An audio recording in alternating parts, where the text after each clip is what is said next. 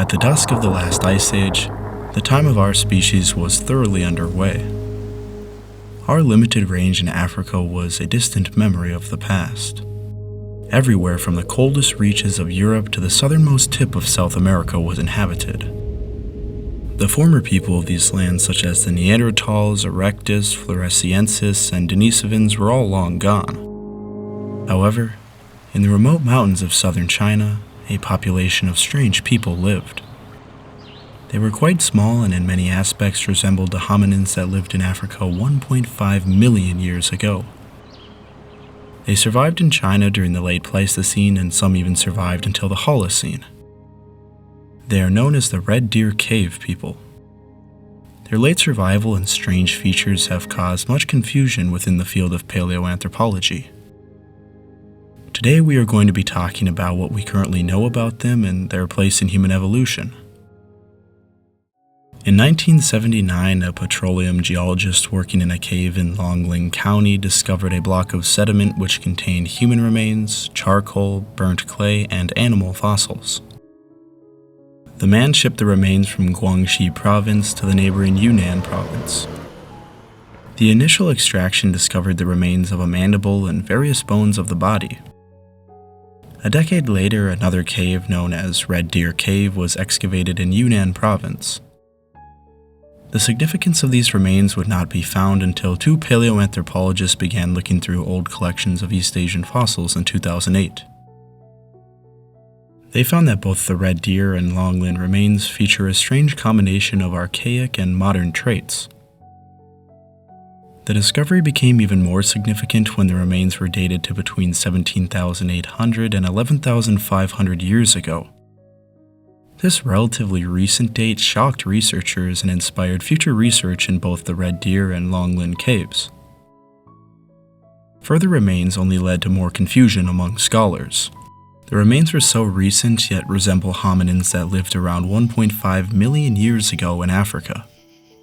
This led to some hypothesizing that they may have found an entirely new species. This discovery showed us how little we know about East Asian human evolution.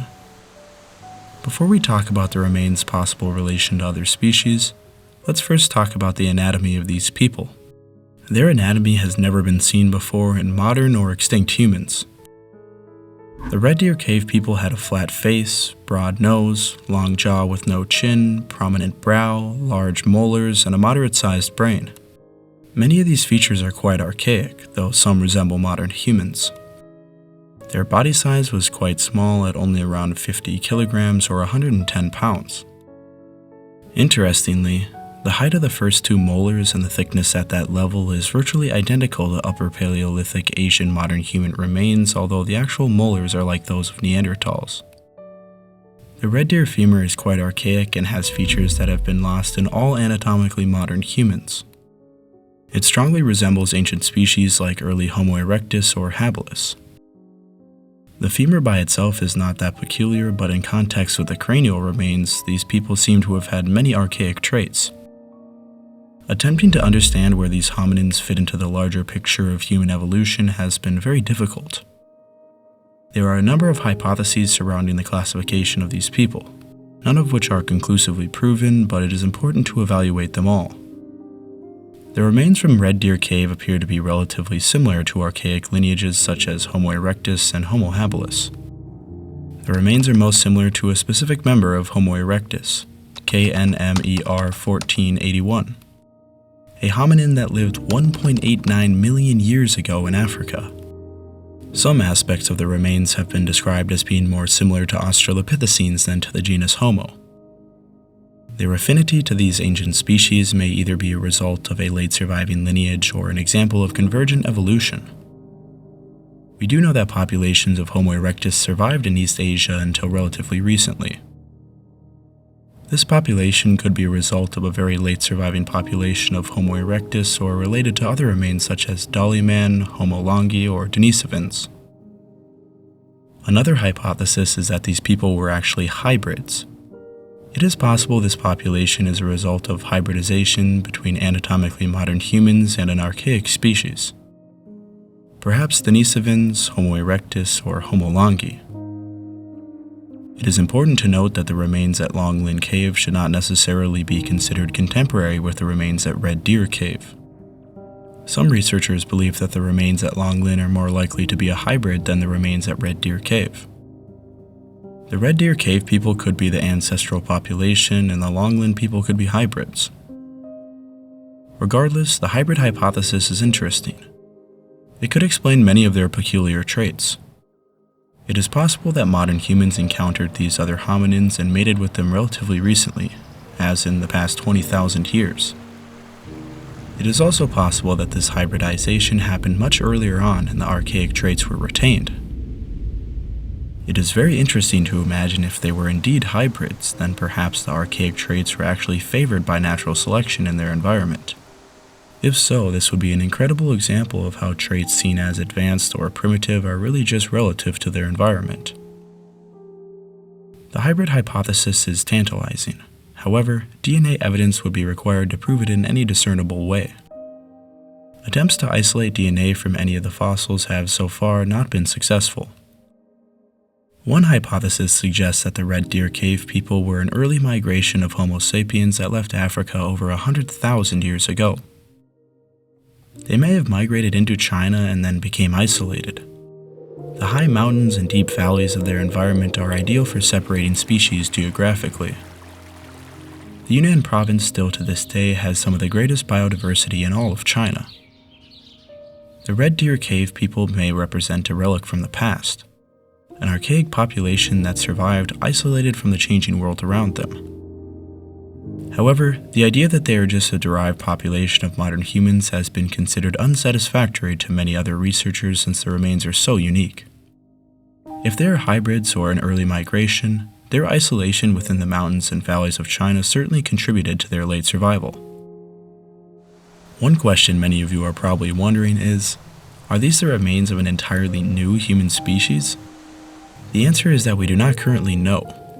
The remains are very different from any modern human remains. If they are hybrids, then their designation as a separate species would be problematic. If they are simply a very unique group of Homo sapiens, then our definition of Homo sapiens might change a little bit. DNA evidence would be very helpful in answering some of these questions, but for now all we can do is wonder. One thing that is extremely fascinating to me is just how recently these humans walked our planet. Some of their remains are younger than the Clovis culture of the Americas and right around the time of the Neolithic in some locations. Also, who knows how long these populations stayed around? Just because our youngest evidence for them is from 11,500 years ago does not mean this is when they went extinct. They could have survived well into the Holocene. Another interesting question is, how did these archaic populations contribute to modern East Asians? The late survival of this population is interesting to consider in the context of inheritance in modern East Asian populations. However, the cranial shape of LL1 was no closer to East Asian early modern humans than it was to fossil European modern humans. Therefore, the evidence does not support that East Asians inherited their morphology specifically from this group. Even though this population likely did not contribute much to modern Asian populations, their morphology does indicate that Pleistocene East Asia was very diverse. This diversity would decline with the Neolithic expansions throughout East Asia. The existence of the Red Deer Cave people is a testament to how much we still have to learn about evolution in East Asia. It is quickly becoming one of the most important places in understanding the larger picture of human evolution. Thanks for watching this episode of Northo2. If you're a fan of the channel, you may recall me talking about how I was going to go get footage out in Montana for an upcoming documentary I'm working on. Well, after 13 straight hours of driving and 7 days in Montana, I have come out with some good footage. I will show some of it here now, but I think I'm going to save most of it for the documentary. I'm really looking to improve this channel, and getting original footage is a step in the right direction. Sorry if I've not been posting as much lately, but I've been busy with school and of course getting that footage. I'm working on a few big projects right now, so expect some big videos coming soon. Well, thanks for watching. That's all I really have to say. Arrivederci.